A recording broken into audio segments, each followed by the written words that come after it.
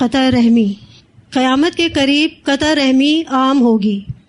حضرت طارق بن شہاب رضی اللہ تعالی عنہ کہتے ہیں رسول اللہ صلی اللہ علیہ وسلم نے فرمایا قیامت سے پہلے یہ نشانیاں ظاہر ہوں گی: جان پہچان کے لوگوں کو سلام کرنا، تجارت کا عام ہونا حتیٰ کہ بیوی اپنے شوہر کی تجارت میں مددگار ہوگی، قطع رحمی، جھوٹی گواہی دینا، سچی گواہی کو چھپانا، قلم کا ظاہر ہونا، اسے احمد نے روایت کیا ہے۔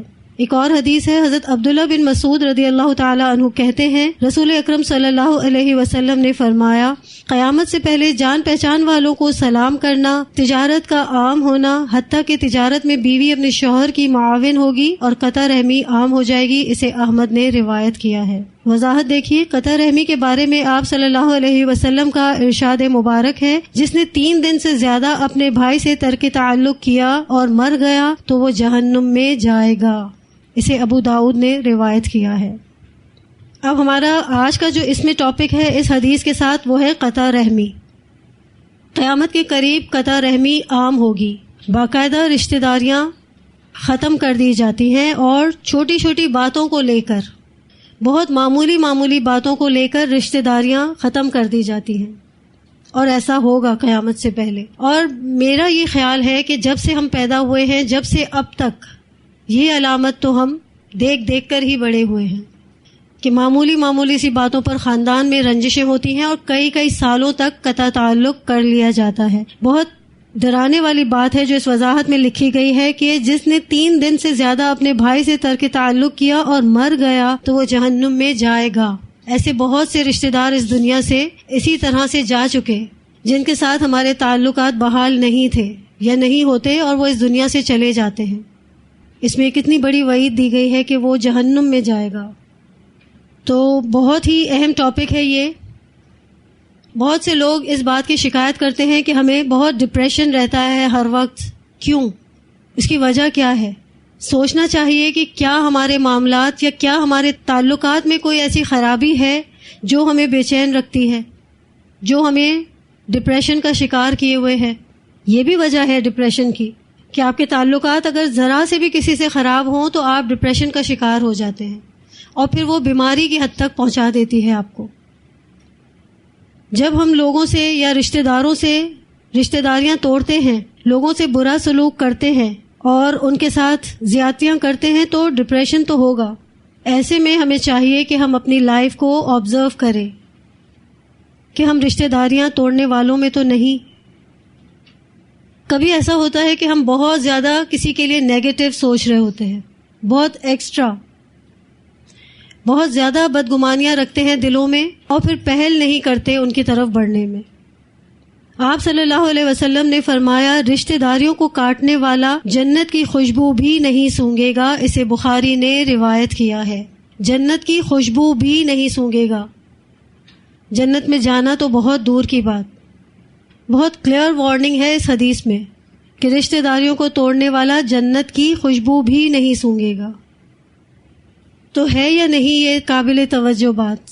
مجھے نہیں معلوم یہاں پر کس کے ساتھ کیسے معاملات ہیں، کس کے رشتے کس سے روٹھے ہوئے ہیں، لیکن اس حدیث کو سن کر ہم یہ اس بات کا فیصلہ تو کر سکتے ہیں کہ آج ہی اس عہد کے ساتھ ہم یہاں سے جائیں گے کہ اگر ہمارے کوئی رشتے ہم سے ناراض ہیں ہم ان کو منا لیں۔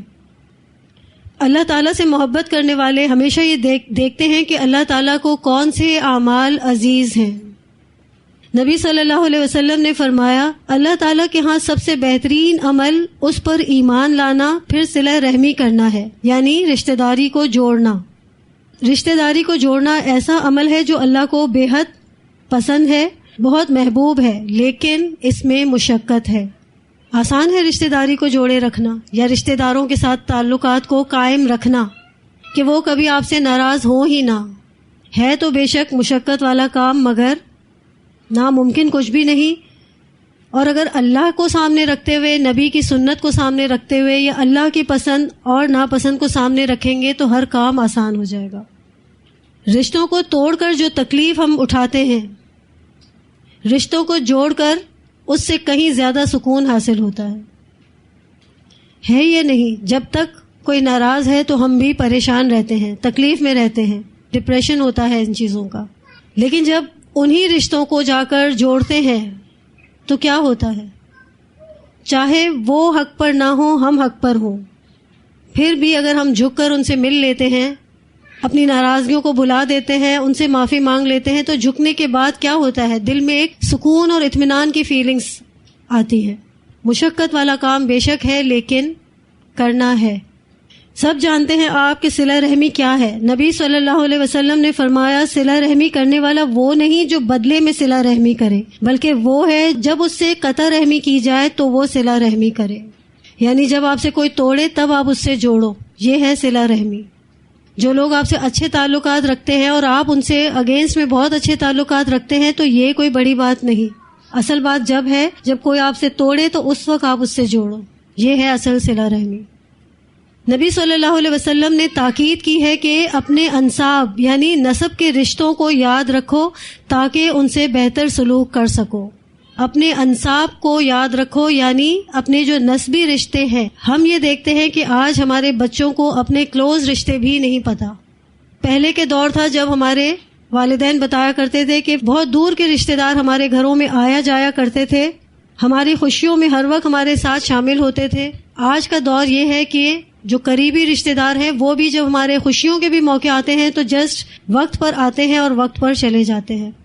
ایک دوسرے کا ساتھ دینا، ایک دوسرے کے غموں میں خوشیوں میں شامل ہونا، یہ تو اب بہت دور کی بات ہو گئی. ایون کہ ہمارے بچوں کو ہمیں بتانا پڑتا ہے، جب لوگ ملتے ہیں تو ہمیں بتانا پڑتا ہے کہ یہ فلاں آپ کا رشتہ ہے. اگر وہ مل گئے اتفاق سے تو بتا دیا، ورنہ چلے گئے دنیا سے تو ایک دوسرے کو کوئی جانے گا بھی نہیں. ہم تو پھر بھی آج اپنے رشتے داروں کو جانتے ہیں، ہمارے بچے نہیں جانتے. ہمیں ان کو بتانا پڑتا ہے کہ یہ فلاں رشتے دار تھا ہمارا، یہ ان کی اولاد ہے. جب اس دنیا میں ہیں تب تک تو یہ کام چل رہا ہے، جب چلے جائیں گے تو کوئی ایک دوسرے کو جانے گا بھی نہیں، پہچانے گا بھی نہیں کہ یہ خاندانی رشتے ہیں. اتنے دور ہو گئے ہم ایک دوسروں سے.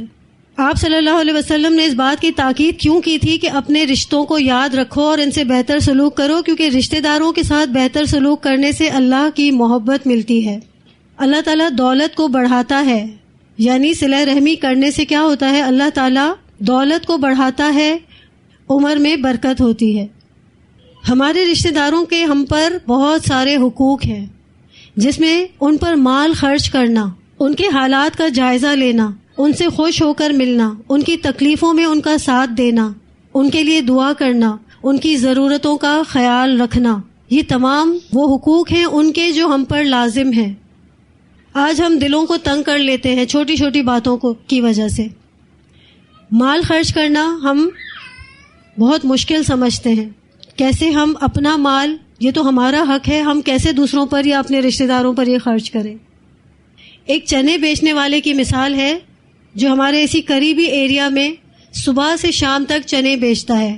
کالے جو ڈرائی چنے ہوتے ہیں وہ اس کے ساتھ پینٹس ڈال کے پیکٹس بنا کر وہ صبح سے شام تک دکانداروں کو اور آفیسز کے آگے جا کر خود جا کر دستک دے کر وہ پیکٹس سیل کرتا ہے. اور جب اس سے کسی نے پوچھا کہ آپ دن میں کتنا کما لیتے ہوں گے تو اس نے کچھ پروفٹ بتایا اپنا کہ میں اتنا کما لیتا ہوں، اس سے میں اپنا گھر بھی چلاتا ہوں اور اپنی بہن کا بھی گھر چلاتا ہوں. اب اس بہن کی ڈیٹیل تو ہمیں نہیں معلوم، لیکن لازماً وہ ضرورت مند ہوگی. تو ایسا دل ہونا چاہیے کہ اپنی بہن کا بھی گھر، وہ غریب شخص جو صبح سے شام پیدل گھوم رہا ہے اور اپنی روزی کما رہا ہے، وہ اپنے لیے سیونگ کر سکتا ہے مگر وہ اپنی بہن کا بھی گھر چلا رہا ہے. یہ ہے صلہ رحمی. آج ہمارے پاس اگر تھوڑے سے پیسے زیادہ آ جائیں تو ہم صرف اور صرف اپنی سوچتے ہیں، آس پاس تو جھانکتے بھی نہیں کہ کس رشتہ دار کے گھر میں کیا ضرورت ہے، کس کو کس چیز کی ضرورت ہے اور کون کہاں پر پریشان ہے. حالانکہ اگر ہم لوگوں پر خرچ کریں گے تو اللہ ہمارے مال میں اضافہ کرے گا، کیونکہ یہ رشتہ داریوں کو نبھانے کا فائدہ ہے کہ عمر میں برکت اور مال میں برکت ہوتی ہے. اگر ہم یہ سوال کریں یا میں ابھی اس وقت آپ سے پوچھوں کہ جنت میں جانے کا شوق کس کس کو ہے، تو ہر کوئی انشاءاللہ ہاں میں ہی جواب دے گا. ہر ایک کا ہاتھ اٹھے گا کہ ہم سب کو جنت میں جانا ہے. لیکن بہت بڑی وعید ہے اس حدیث میں کہ جنت میں وہ جا ہی نہیں سکیں گے جو رشتہ داریوں کو کاٹیں گے. ایک چھوٹا سا عمل سمجھتے ہیں ہم لوگوں کے ساتھ تعلق توڑنا یا جوڑنا، مگر آپ دیکھیں کہ اس کا انجام کیا ہوگا. یا جنت میں جائیں گے یا جنت سے نکال دیے جائیں گے. یہ ہمارے اوپر ہے کہ ہم کرتے کیا ہیں، توڑتے ہیں یا جوڑتے ہیں. پھر ایک سوال جو اکثر آتا ہے دل میں کہ ہم اتنا کرتے ہیں لوگوں سے، اتنا ہم تعلقات جوڑتے ہیں، لیکن وہ پھر بھی سمجھتے ہی نہیں، وہ ہم سے پھر بھی تعلقات برے رکھتے ہیں، تو اب ہم کیا کریں، کتنا کریں؟ یعنی تھک کر ہم پیچھے ہو جاتے ہیں. کیا ایسا کرنا ٹھیک ہے کہ اگر تھک جائیں تو پیچھے ہو جائیں؟ یا کتنی بار، ایک بار، 2 بار، 3 بار، بار بار، آخر ہم کب تک جھکیں ان کے آگے؟ پھر ایسوں کو ان کے حال پر چھوڑ دینا چاہیے. تو ایسا کرنا ٹھیک نہیں. آپ اپنی انا کو کنڈیم کیجئے اور آپ ہر حال میں ان کے آگے جھکیں، سلام کریں، انہیں تحفہ بھیج دیں.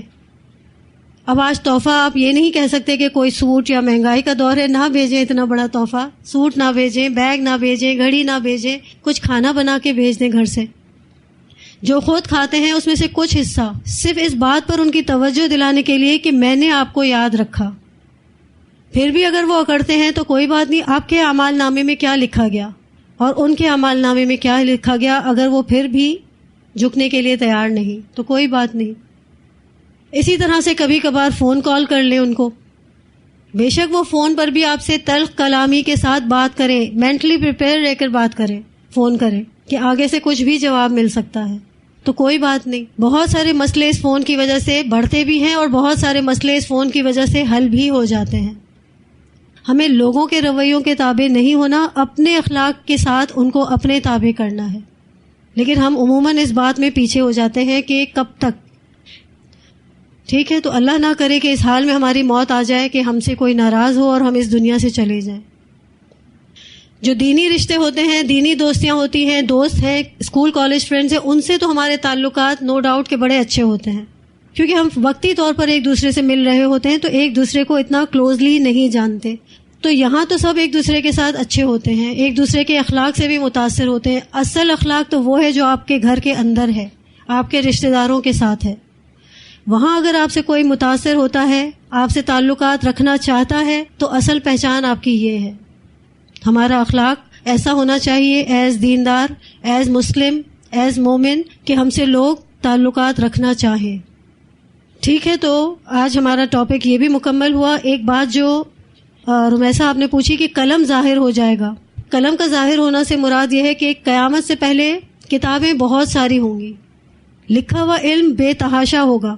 آپ دیکھیں لائبریریز بھری ہوئی ہیں، آج پڑھنے والے کم ہیں لیکن لائبریریز میں کتابوں کی ایک کثیر تعداد موجود ہے.